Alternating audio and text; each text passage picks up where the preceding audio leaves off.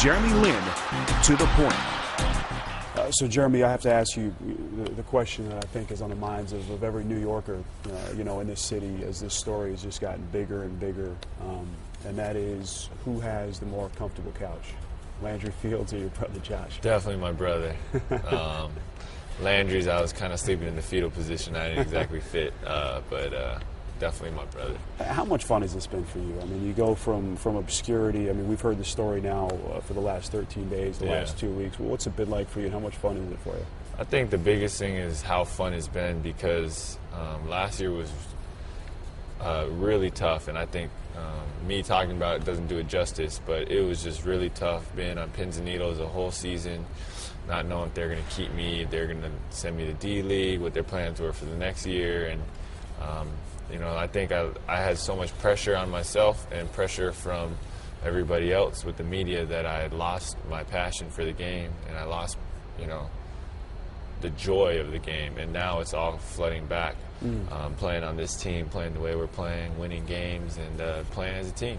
You won a state championship at Palo Alto High in California. You weren't recruited out of high school. You sent out tapes of yourself to a bunch of schools that really didn't respond to you. At Harvard, you lead the Crimson to more success than they had had at that point in about a quarter century. It had been 25 years. Yet you still didn't really garner a lot of attention. Undrafted, of course, as the story goes now. You don't strike us as someone who's got a chip on your shoulder, but deep down, how much motivation did you draw from people overlooking you, again, at every step of the way, all these so-called basketball experts? Obviously, I think it hurts. I would say I don't play to prove people wrong, but I would also say I remember every little thing that happens. And so, I know where I want to go with my career. I know I have a vision for what I want to do with this platform, and that's what really drives me and motivates me.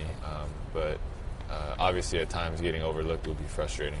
Do you see yourself as the ultimate underdog?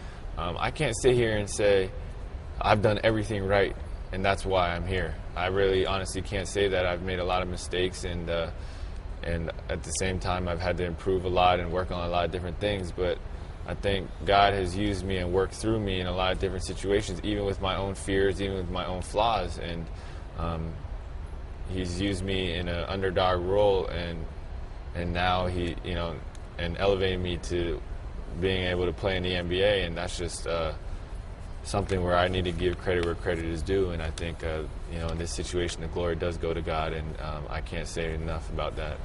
Where did the faith come from? Was it just the upbringing with your parents in your house? And you mentioned before, there were moments where you really doubted the last couple of years that this would actually happen. How much did your faith kind of pull you through? Definitely. I think there's times when I thought of quitting, times when I thought of just hanging it up and doing something else, or taking a break from basketball altogether.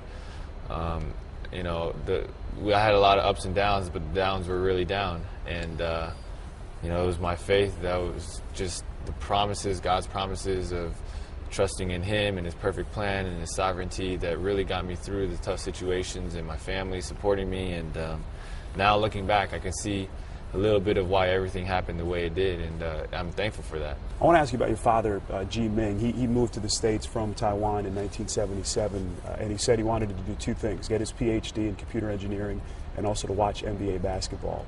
You've talked about what a hoops junkie he was, and he basically taught himself the game, as the story goes.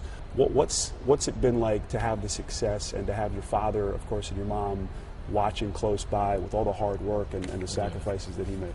Well, I guess there's a little bit of a misconception is that he didn't necessarily try to teach us or drill us, because he never had coaching himself. But the one thing that he always did was he would take us to play, and so we would always play. And then we ran into coaches that really developed us and taught us the fundamentals.